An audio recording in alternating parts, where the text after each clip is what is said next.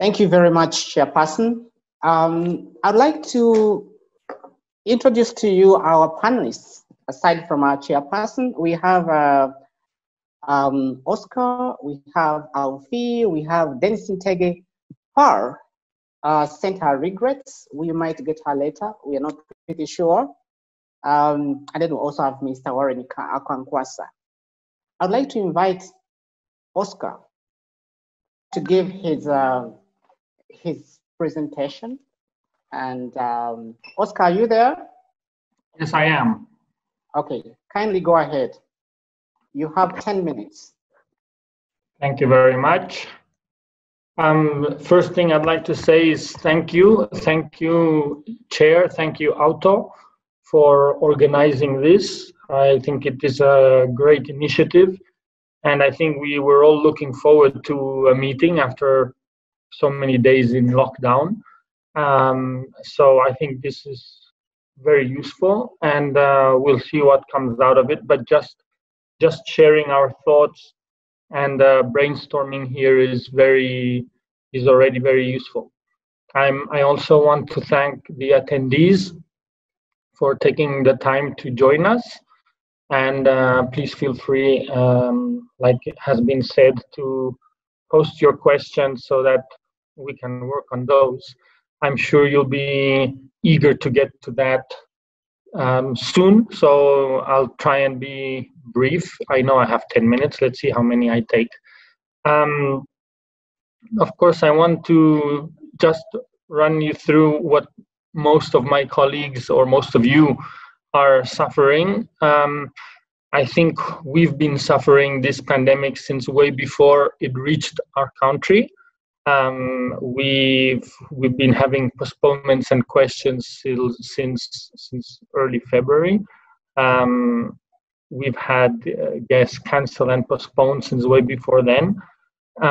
We've been having to readjust very quickly already in early March, and I'm thankful that the country has done quite a good job, I would say, in keeping this under control, at least health-wise. So I think the first big thanks is to the government, to His Excellency, putting drastic measures in time. Of course, I'm from Spain, and we've done a very bad job up there. So I shared in my Twitter account in Spanish for now the differences between how the pandemic has been handled from Uganda in comparison to how it was handled in Spain. And believe me, there's a lot of things to be thankful for. This is the most important thing, that we keep safe, stay safe. We must also understand that the world is in turmoil with this situation. The world is in doubt. People have a lot of questions, uncertainty about their future, and this is going to go on much longer than we had foreseen. So that has been a drastic change between how we were starting the year. 2020 was, I think, for all of us, looking like a very good year. We had quite a lot of groups. We had some incentives. We had a lot of nice big meetings, and so all of that has vanished. Some of us had invested in new vehicles, bigger stuff, and of course everything has frozen. Worse than that, initially we had said, well, at least it's in the low season, at least. So anyway, so hopefully by early June everything will be back to normal. But we know now that it's going to be really difficult for any of us to save this high season, because of course, as soon as the lockdown is lifted here in Uganda, it doesn't mean the lockdown will be lifted elsewhere. And you could very well find that we have got a normal life here in Uganda, but borders are closed even for our neighbors, because the situation there is much worse. Never mind the international travelers who obviously have it worse. Many have lost jobs. Many are not sure until when this pandemic will be really sorted. So we have to really make a long-term plan. We've got to make a worst case scenario. The worst case scenario has really got to be very worse. So we got to be looking at maybe 1 year of spell in the desert. So in our company, Wild Places Africa, the Uganda Safari Company, we've already tried to take measures. Obviously, we're all working from home. We all have our own data. We have access to our shared drives. We have our own systems in place. Luckily, we have a good team. We've had to adjust to the current situation, but of course, it is an initial adjustment while lockdown, and at least for this low season, until we see what the high season is going to bring us. That's what we've done. We've also done, had a lot of contacts with our colleagues and suppliers, especially hotels and accommodations. We've tried to freeze the rates. We started by giving facilities in postponing trips for 1 year. At the same price, excluding high season. What we're doing now, same price, even if the postponement comes in high season, we will remain with the low season rates. For 2021, we've also extended that to 2021, all of 2021, excluding the high season of 2021. But if anyone wants to postpone their trip in June, July, they'll have all of 2021 at the same rate if the other suppliers agree to us. But as Wild Places and as the Uganda Safari Company, that's one of the first steps we've taken so as to give confidence to our clients. We're trying to communicate very much with them, give them. Luckily, we've got pretty good news health-wise in how we are doing things and how the Ugandan people are disciplined in following these measures. So that is all quite good news. It's not all bad news. I wanted to bring out here some of the better news, if I may say. Of course, at the end of the day, the drama for the businesses, especially the tour operators, if I may say, is that there is no business at all. All the business vanished. March, April, May is lost. June will be lost. Another thing that we have done, sorry that I might be jumping left and right here. I had some notes on my laptop, but I can't seem to read and look at the same time. So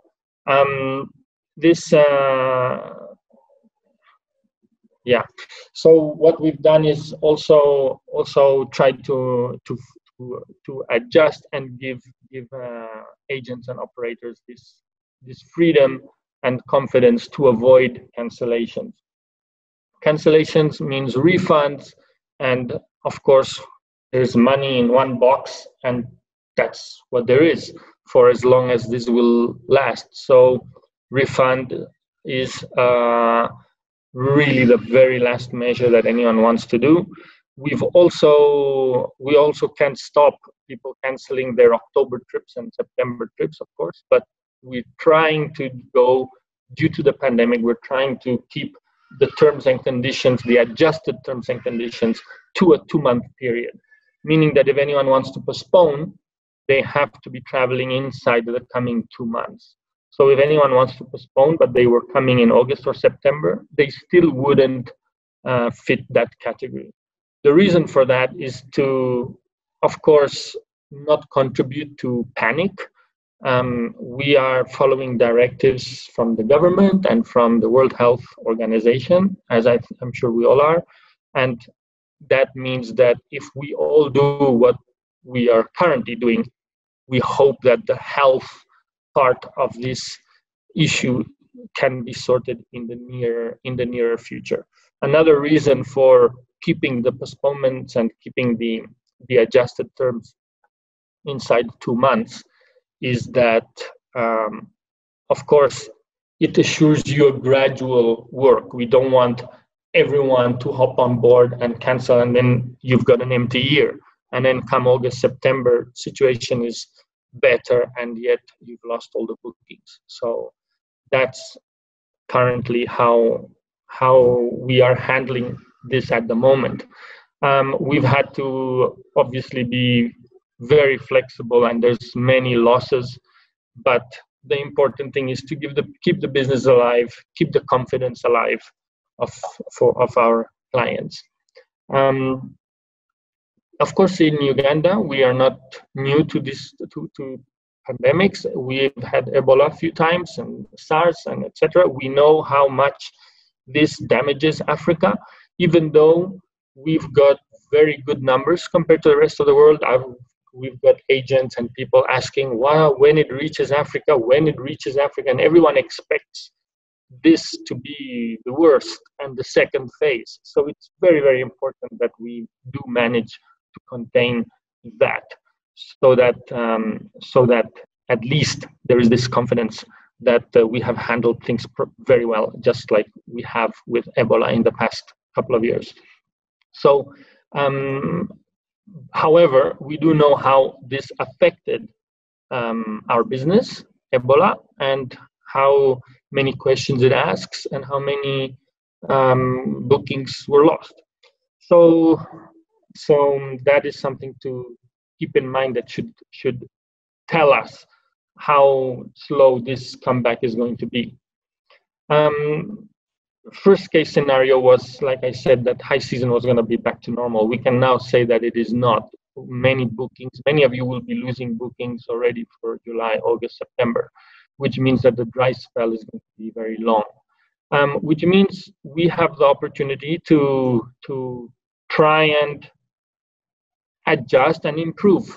I think we definitely need a marketing committee to come together, and all of us in one voice, but also in all of our voices, to share the great things that Uganda has, especially those things that people are missing right now in confinement. So right now, people in their countries, in the US or in India, in Europe, they are, even in South Africa, they are missing the outdoors, they are missing the fresh air, they are missing nature. And we've got so many of these things. They are missing adventure. And they are spending time in their social media and on television and in their sofas, and they are enjoying the few minutes they have to walk their dogs. So I think we have to come out there and enhance those things that make us so unique, those different habitats that we have that can adjust to so many people's tastes, islands and fishing and outdoors and adventure and high class luxury, being alone in a park or in a lodge and enjoying the wildlife and earth. If one thing people say is that the earth has responded to the way the humans are treating this world, right? And we are abusing it, and we are really pushing the earth to the limits. And here, even though we are doing also a little bit of that, there is still so much of nature and earth that can be enjoyed. That was actually my wrap up. The way forward, I think it's very important to share with the world what we have here. We obviously have to share with the world the confidence that we're not closed down, that health, our numbers have to be shared, probably our actions have to be shared. We have to be flexible, adjust, and get out there, even if it is through social media, and try and keep the confidence and increase that confidence and increase that eagerness and willingness to travel to a great place like Uganda. Sorry for the extra 2 minutes, and again, thank you to all.